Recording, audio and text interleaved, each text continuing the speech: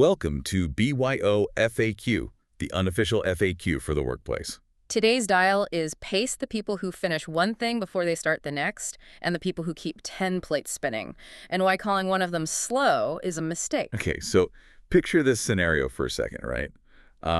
Your biggest client just called completely out of the blue, and they're pulling their funding. Oh, wow. A total nightmare. Right, exactly. And you have exactly 24 hours to pivot the entire strategy. So you look around at your team, half of them are already at the whiteboard, they're uncapping markers, sketching out a new pitch, talking like a mile a minute. Yeah, they're just completely in motion. Right. But then the other half are just frozen in their chairs. They're demanding to know exactly why the client left and wanting to review the past 6 months of performance data before they make a single move. Right, they want to analyze it. Exactly. And in that moment, you aren't really watching a difference in skill or, loyalty or intelligence. You are watching a real-time collision of internal engines. And that collision is exactly what we're unpacking in this deep dive. Because our mission today is to look at a behavioral trait that you'll often see labeled on various assessments as, well, patience. Yeah, patience. But right out of the gate, we really need to ditch the confusing technical jargon because depending on what report you look at, some tools call it like high patience, some call it low patience. Which is incredibly confusing. I mean, nobody remembers which is which. No, exactly. Honestly, trying to memorize which direction means what is just a complete distraction from the actual behavior we want to understand. I completely agree. So we're just going to strip away the labels entirely. We're going to use plain language for this deep dive. Good call. Yeah, so we'll refer to the two extremes of this trait simply as the steady end and the fast end. I like that. It's much clearer. And the critical thing to understand about this trait is that it measures tempo.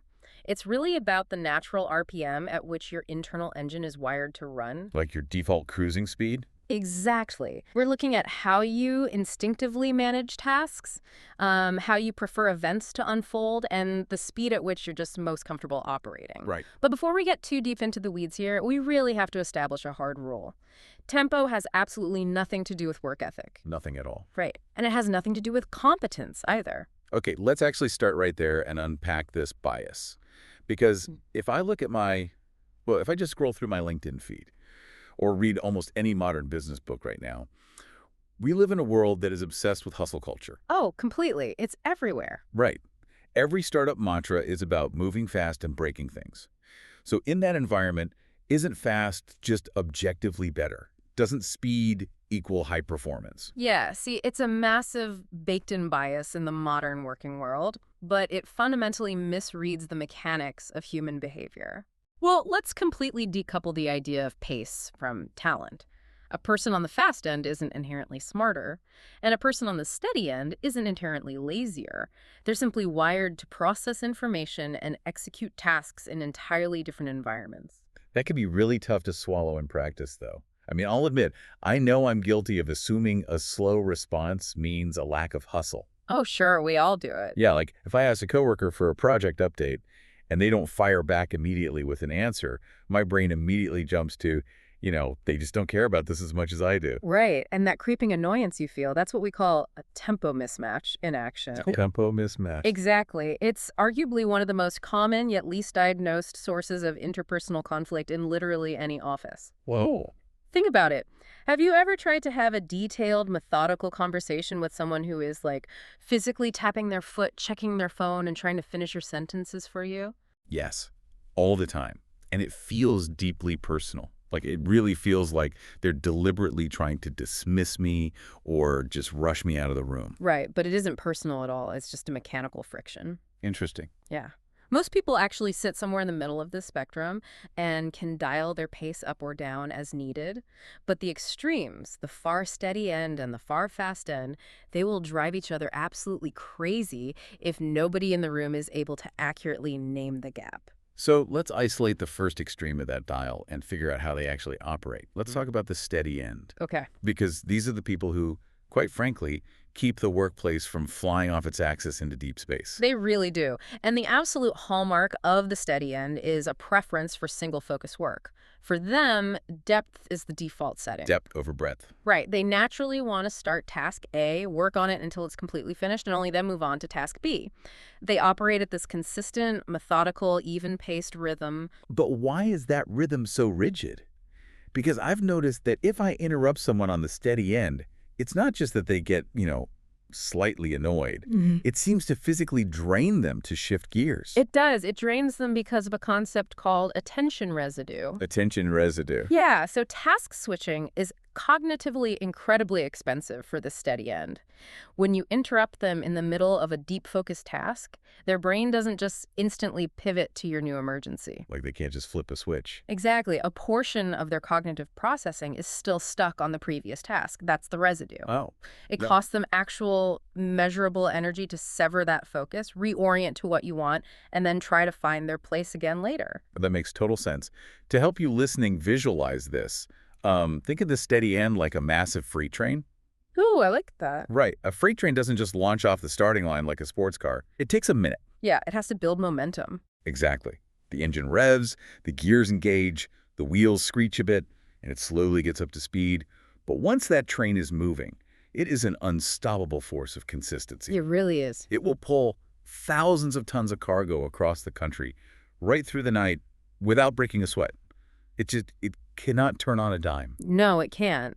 And that freight train analogy perfectly captures their primary gift. Which is? Well, the gift of the steady end is consistency, depth, and unparalleled follow-through. They don't manufacture urgency. Which is so refreshing. Right. Under a normal workload, they're remarkably easygoing and act as creatures of habit who just appreciate a stable routine. When everyone else is spun up because the strategy changed, the steady person is the anchor. We need a fictional shorthand here so you can picture this person in your next meeting. Okay, who do you have in mind? Think of Hank Hill. Oh, perfect. Yeah, Hank is methodical. He does things properly, by the book, at the exact same reliable pace every single time. Selling propane and propane accessories. Exactly. And he is deeply, profoundly uncomfortable with chaos or manufactured emergencies. Hank Hill is the perfect archetype. But, like every behavioral trait, there's a failure mode here. Right, it's not all positive. Exactly. Because they default to depth and hate constant change, they can get violently stuck. Like the freight train refusing to stop when the tracks are actually broken ahead. Precisely. They might fiercely resist a change that's genuinely necessary to save the business. Because it disrupts their rhythm. Yes. Or they'll sit there polishing one single task, trying to make the formatting 100% perfect, while 3 completely urgent, on-fire tasks pile up in their inbox. Oh man, I've seen that happen. They get so locked into their single focus that they lose situational awareness of the broader urgency. They're basically making sure the font on the presentation is perfectly aligned while the building is actively burning down around them. Exactly. That's the failure mode. But here's the thing. You can't run a business on polish and perfection alone.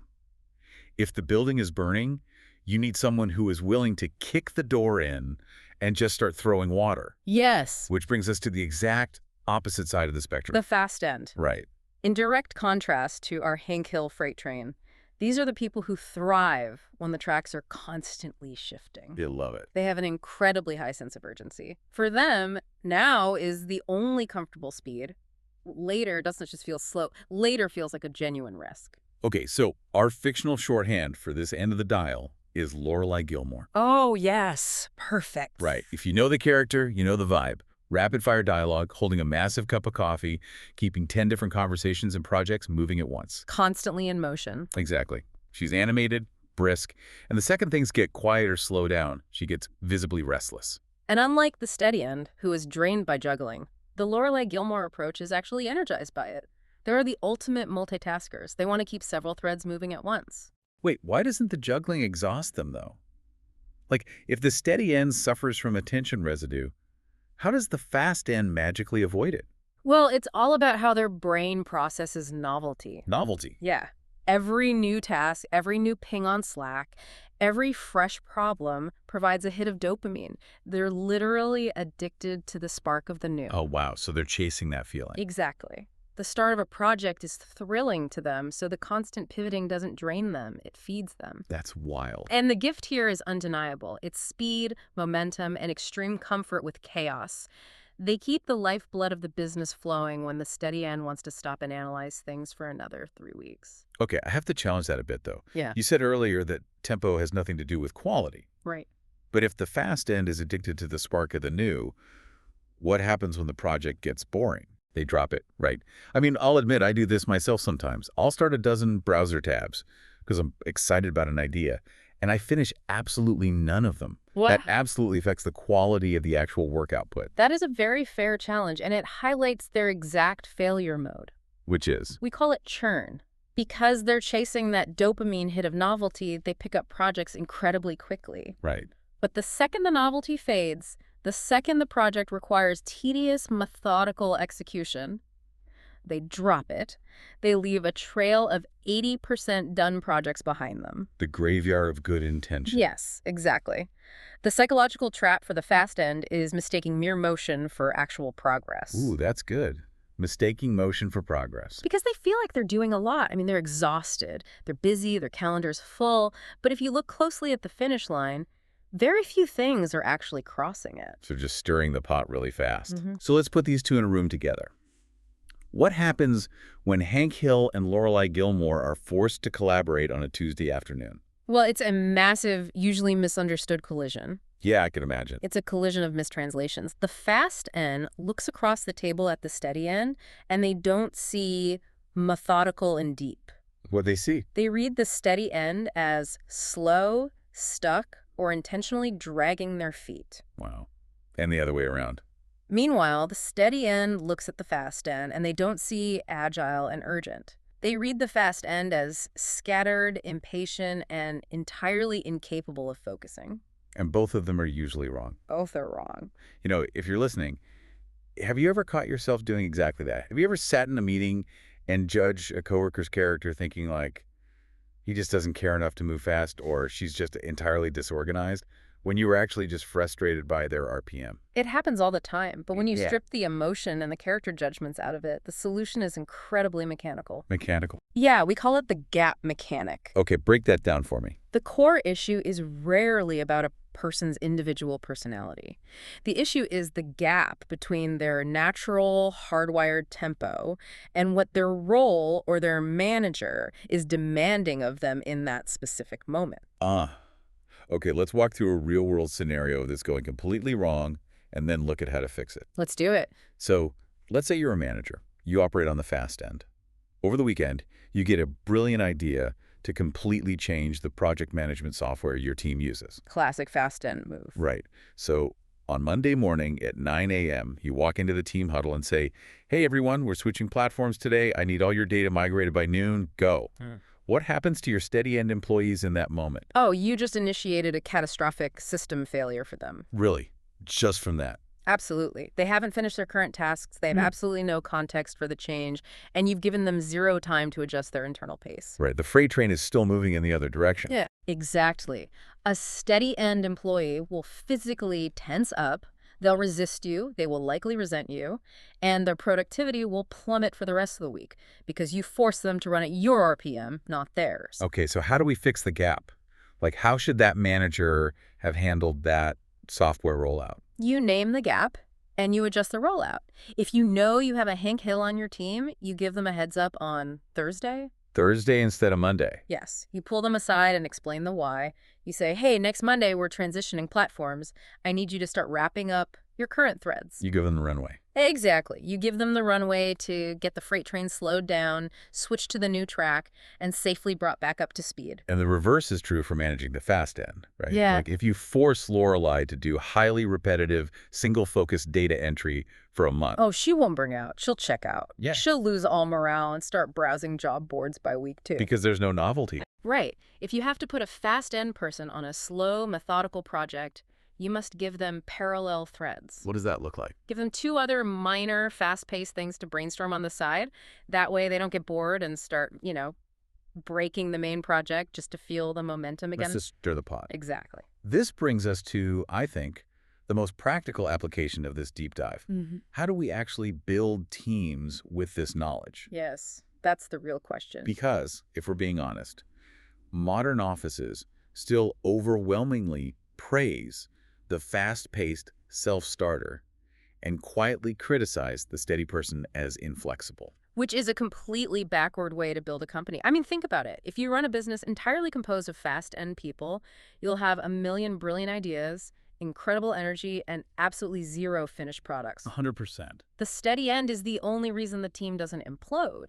They're the ones who actually build the foundation that the fast end is dancing on. Well, I'd take it a step further. The fast end is the reason the steady end doesn't sit in a corner and polish a single rock for 10 years. Also very true. You desperately need both. Yeah. And the secret is deliberate pairing. Deliberate pairing. Yeah. I like to picture a really high-stakes relay race. Let's look at a full project lifecycle, say, launching a massive new marketing campaign. Oh, I love this analogy. Okay, so phase 1 of a new campaign is ideation, rapid prototyping, and throwing ideas at the wall. Who do you put on that? You put your Lorelei on the starting block, your fast starter. She gets off the block instantly. She generates massive initial momentum. She brainstorms 10 different angles, and she gets the project 80% of the way there in record time. Right. But right at that 80% mark, the nature of the project completely shifts. It changes. It goes from exciting ideation to tedious execution. It's the formatting, it's the compliance checks, the final proofreading. And that's the crucial friction point, because if you leave Lorelei on the project for that final 20%, she will rush it. She definitely will. She'll miss the typos, she'll skip the compliance check, or she'll just abandon it entirely for a new pitch. So, right before she gets bored, you orchestrate the baton pass. You hand the project to Hank. And Hank takes that momentum. He brings his methodical focus to bear. He cleans up the details, ensures it meets every standard, and carries it flawlessly across the finish line. But what does that baton pass actually sound like in a corporate environment, though? How does a manager facilitate that without Lorelei feeling micromanaged or Hank feeling like he's just being dumped on? It's all about framing. A great manager frames it around their gifts. You say, Lorelei, you've built an incredible frame here, and I need you to pivot your energy to this new fire over here. Hank, I need your precision to do the drywall and paint on this campaign so it's structurally sound. So you validate both. Yes. You validate the fast end speed, and you validate the steady end's depth. This raises such an important question for anyone in a leadership position. How often are you actively auditing your teams to utilize these pairings? Usually not enough. Right. Or are you just throwing people onto projects randomly and letting them quietly resent each other's pace? A great manager does not pick a favorite tempo. They don't try to force their Hank Hills into becoming Lorelei Gilmores. They use the pairing on purpose. And doing that requires checking your own bias at the door. You really have to remember what this trait is not good for. Yeah, let's reiterate that. It is not a predictor of competence. It is not an excuse to label someone. Saying he's slow or she can't focus is just a tempo mismatch dressed up as a character judgment. A tempo mismatch dressed up as a character judgment. That's good. Yeah, we have to stop judging the character and start managing the RPM. This entire framework is just a prompt to discuss how someone works best, not a verdict on their worth to the organization. Well, we've covered a lot of ground today. We stripped away the confusing jargon of patience and revealed it for what it truly is, your natural engine speed. Well, whether you're the freight train pulling the heavy cargo with unstoppable consistency or, the espresso-fueled multitasker keeping the momentum alive, your tempo is a tool. The goal isn't to force yourself to change your natural pace. That's just a recipe for exhaustion. pure burnout. Right. It's only a flaw if you're trying to use a hammer to turn a screw. To wrap this up, I want to leave you with a final provocative thought. Let's hear it. Something intensely practical to mull over as you transition back in your day. Take a look at your own calendar for tomorrow. Look at the meetings, the tasks, the deliverables. Okay. Which of those obligations are forcing you to run at the wrong RPM? Where are you grinding your gears? And more importantly, is there someone else on your team whose natural tempo makes them the perfect person to take that exact task off your plate? That's a great question to ask. Until next time, keep your pace steady or fast. Just make sure it's yours.